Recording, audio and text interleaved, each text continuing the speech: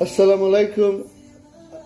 Today, my name is Muhammad Raja Mia Abdullah, and I will be asking questions to my friend Shahjan Ali. And the first question is, to what extent is Islam concerned with knowledge? It is indeed a very powerful question.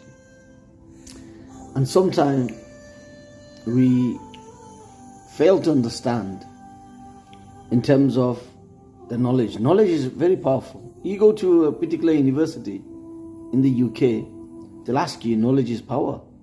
Now, they talk about knowledge of dunya. We as a Muslim need to talk about knowledge of the dunya and the akhirah. Now, the first and foremost, we all know the Prophet Muhammad ﷺ was an unlettered prophet. Who gave the knowledge? Who taught him everything? It's Allah subhanahu wa ta'ala. So likewise what I said in my previous video, Allah is sufficient for you, for me, for everyone else. Now, the knowledge is very unique and we got to acquire the knowledge. That's why in one of the hadiths of the Prophet Muhammad ﷺ, he made it compulsory upon men, male and female, to acquire the knowledge. Yes. Is that correct? That's true. Yes. Now what it is, today we have an opportunity. We have grown up. Yes. We understand Allah has given us the knowledge to understand. And we must acquire the knowledge from the Quran and Sunnah to make it successful in the dunya and the akhirah. When you implement any particular Quran and Sunnah in your lives, you're always following the orders and commands of Allah subhanahu wa ta'ala. So just imagine, now you want to ask, how would you say, what sort of scenarios or methods can you utilize to know Allah, if Allah is happy on you or not? Obeying Allah's commands, There's many ways. Of course. Yes, many ways.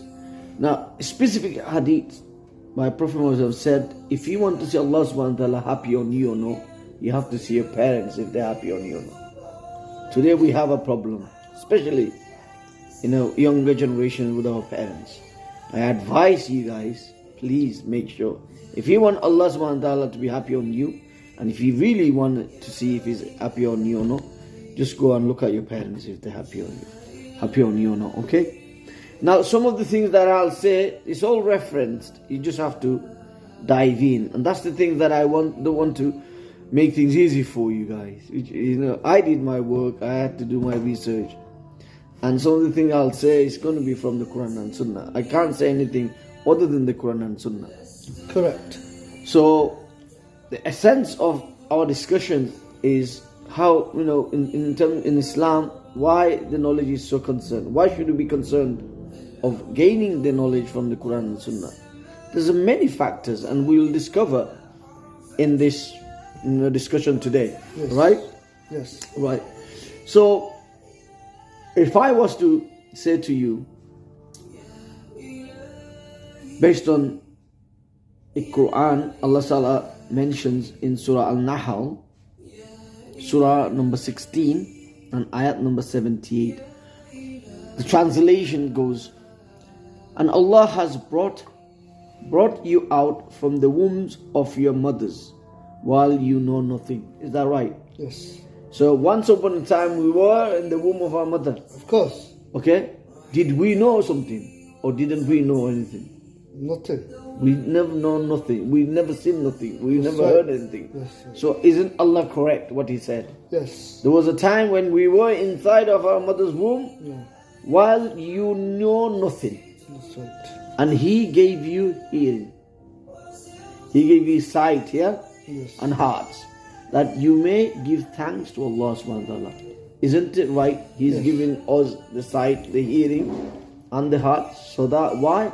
So that we can thank Allah subhanahu wa ta'ala. Yeah, we should be grateful to Allah every day. Every day. Right. Alhamdulillah. So do you understand? So why this verse is connected knowledge? Why? Because knowledge is one of the things that it doesn't mean you have to go to universities, madrasas, and there and gain knowledge. No, it's nothing like that. Knowledge comes from Allah subhanahu wa ta'ala. Knowledge comes from Allah subhanahu wa ta'ala. Yes. Allah has already given you knowledge. Now you might ask, how? How is He giving me knowledge? I've not gone to universities, right? I'm not a graduate. I'm not going to madrasa. I'm not a mullah. I'm not this and that. No. Allah has given you knowledge. What knowledge He's given you? I've just specifically stated. Allah has given you hearing. He's given you sight. And He's given you heart. So that you can thank Him. Why is this so important and relevant to this knowledge? Let us explore, means, let us go in bit more details. What do you say? Yes, of course. Okay. So, what many of us would say, Islam is a religion of knowledge. Do you agree with that? Of course. Okay. The first ayah of the Quran to be revealed enjoined reading, which is the key to knowledge. Allah says. So the first ayah I'm talking about, revealed. You know it. The first ayah revealed, yeah? That's it, yeah. So read in the name of your Lord, who has created all that exists. He has created man from a clot, a piece of thick coagulated blood, yeah? Yeah, coagulated blood, yes. Yeah. Read, and your Lord is the most generous, who has taught the writing by the pen. He has taught man that which he knew not. In Surah Al-Alaq 96, Surah, verse 1 to 5. Now, let me give you an example of pen. Do you know what Allah created very first? If I'm not mistaken, it was a special pen. Pen, there you go. So, look, He created the pen, He instructed the pen to do something. And then pen replied back to Allah, what do you want me to write? Yes. And Allah, what did He say? Write taqdeer of all creations. Yes. Okay.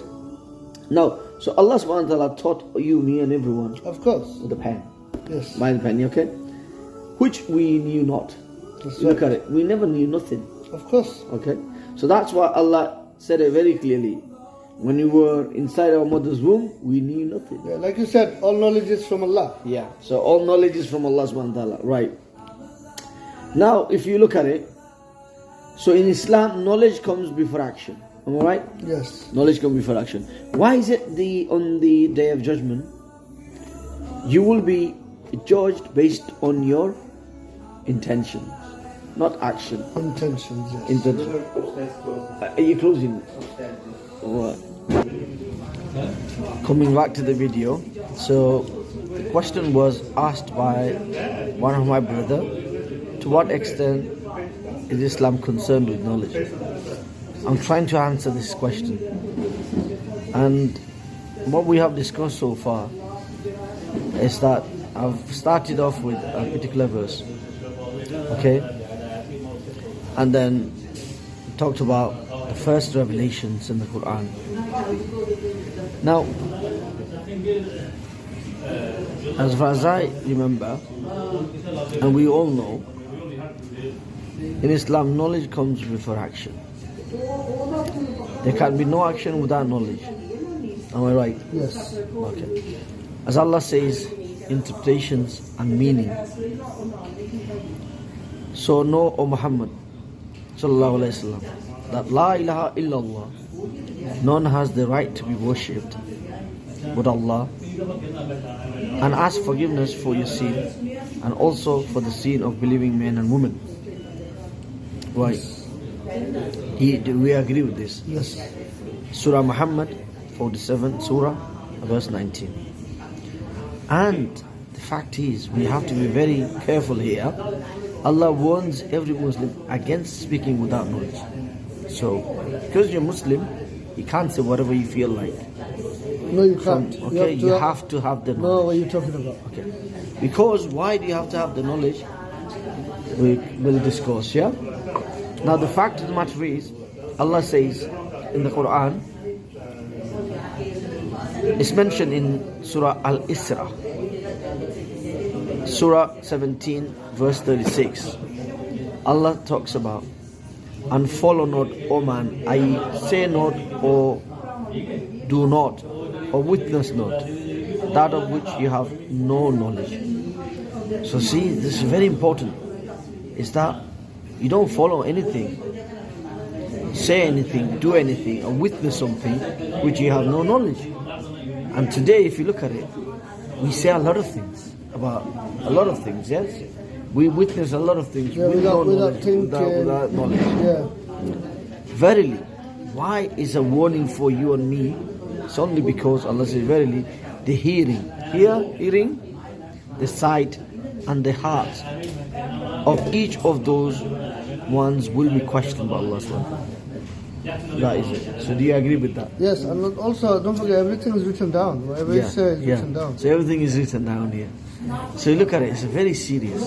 So you as a Muslim, you are allowed to say, you are allowed to quote the hadith and the Quran, but don't say something you have no knowledge of. Like you say, don't it has to be, like you always say, it has to be from Quran and Sunnah. That's it, the Quran and Sunnah. Why this is Quran and Sunnah? Likewise, you guys, right? You go to universities, right? And then they ask you to